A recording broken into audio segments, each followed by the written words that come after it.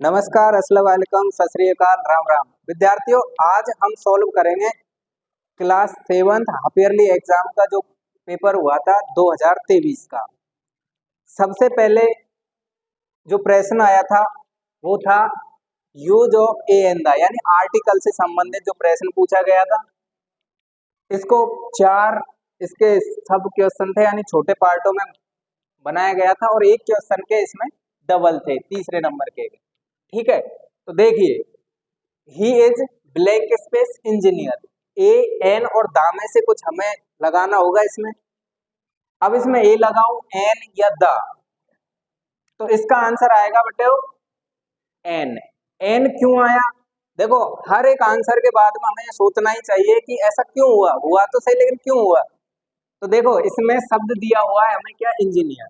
Engineer में सबसे पहला लेटर क्या है, ई। ई क्या है, एक वोवेल, और वोवेल होने की वजह से हम किसका प्रयोग करेंगे, एन का। अगर इस जगह पे क्या होता कॉन्सोनेंट, तो हम किसका प्रयोग करते, ए का। ठीक है, नेक्स्ट देखिए, आई सा blank space mango tree in garden. इसमें पहला लेटर क्या है,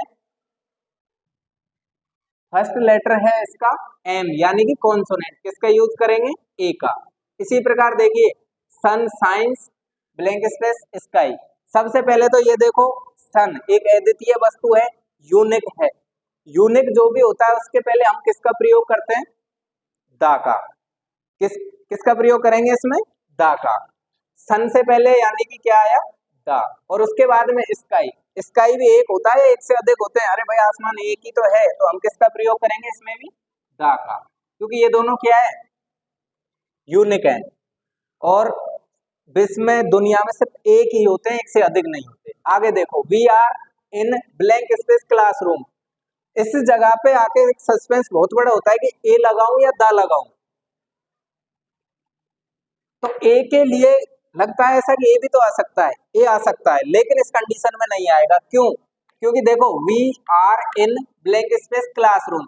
अब यह जो बता रहा है कि हम कहां पर हैं, कक्ष में हैं, तो इसने क्या कर दिया, इसको डेफिनेट कर दिया, निश्चित कर दिया। और जब कोई चीज निश्चित कर दी जाती है तो उसमें डेफिनेट आर्टिकल दा का प्रयोग करते हैं, इसलिए इसमें क्या आएगा, आर्टिकल दा। ठीक है, नेक्स्ट देखिए, यूज ऑफ प्रीपोजिशंस। आपका जो दूसरा प्रश्न क्लास 7 हाफ ईयरली एग्जाम का वो था प्रीपोजिशन का प्रयोग। द एंटेना इज, इसमें बहुत सारे ऑप्शन दिए हुए थे, उसमें से आपके जो सिमिलर था इसकी अकॉर्डिंग वो अमोंग था।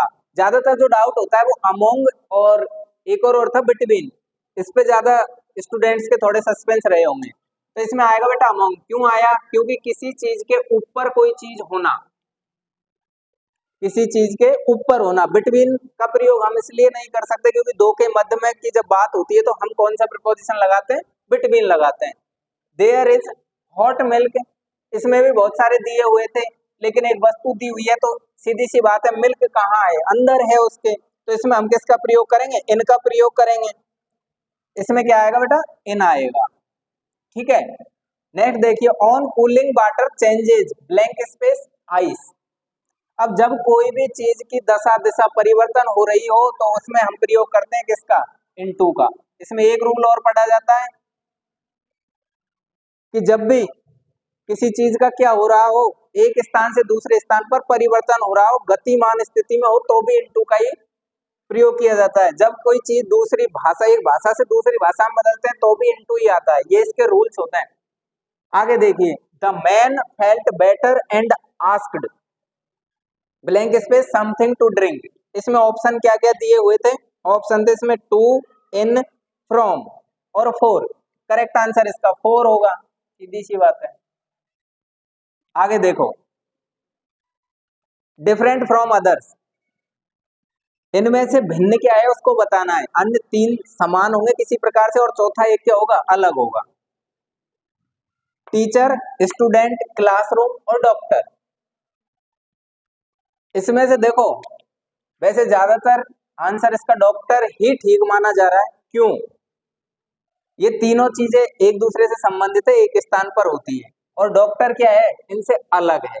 बात हुई है, लेकिन एक नियम और चलता है, सजीव और निर्जीव का नियम, कि कोई वस्तुएं यदि सजीव है और कोई निर्जीव है तो पहले उसको लगाया जाता है। तो उस आधार पर इसका आंसर बेटा चेंज भी किया जा सकता है। कैसे? टीचर, स्टूडेंट और डॉक्टर, ये क्या है? ये सभी क्या है? ये सजीव है, लिविंग थिंग है। और ये क्या है? ये नॉन लिविंग थिंग है। तो इस वजह से ऑप्शन सी। लेकिन अगर मुझसे पूछा जाए इसका आंसर क्या होगा, तो मैं तो इसमें डॉक्टर को ही प्राथमिकता दूंगा। क्यों? क्योंकि सजीव निर्जीव इंग्लिश के अकॉर्डिंग ये रूल जो भी है ये रीजनिंग में चलता है, इसमें नहीं चलता है। ठीक है, तो उस आधार पर ये भी मान सकते हैं। वैसे जो भी है, मेरी क्लास के विद्यार्थियों ने दोनों में से जो भी किया होगा मैं नंबर दोनों को ही दे दूंगा, क्योंकि इतना उसके लिए कॉम्पिटिटिव एग्जाम में ज्यादा सस्पेंसिबल होते हैं। ठीक है, वैसे देख लेना अपने हिसाब से जो भी हो। ठीक है, आगे देखो। एप्पल, बनाना, ग्रेप्स और चपाती, इनमें से अलग क्या है? सीधी सी बात है, चपाती है, क्योंकि ये सभी क्या है? ये सभी फ्रूट है और ये डिफरेंट है। आगे देखो, फिल मिसिंग लेटर्स, इनमें से जो दिया हुआ नहीं है हमें सिर्फ वही बताना है। स्पेलिंग देखो, VILL ब्लैंक स्पेस क्या आएगा? ये स्पेलिंग बन गई विलेज, गांव। कॉलेज, COLLEG और E, इसमें ए मत लगा देना, AGE, बहुत सारे कॉलेज की स्पेलिंग ये बोर्ड बोलता है। KN और W क्या आएगा? WLEDGE, नॉलेज, ज्ञान। मॉर्निंग, MORNING, दोनों ही जगह NN आएगा।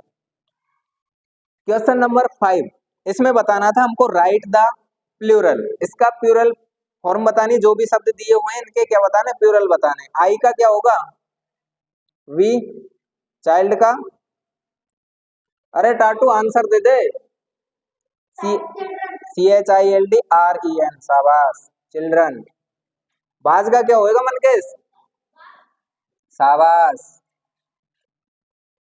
और टूथ का क्या होएगा? क्या नाम है तेरा? Teeth, very good. टूथ का क्या हो गया? टीथ। ये हो गए आपके 5 प्रश्न। 6 नंबर पे चलते हैं। अपोजिट, क्या बताना था इनमें? अपोजिट। अपोजिट किंग का क्या होगा? स्पेलिंग। पिकॉक का? सन का?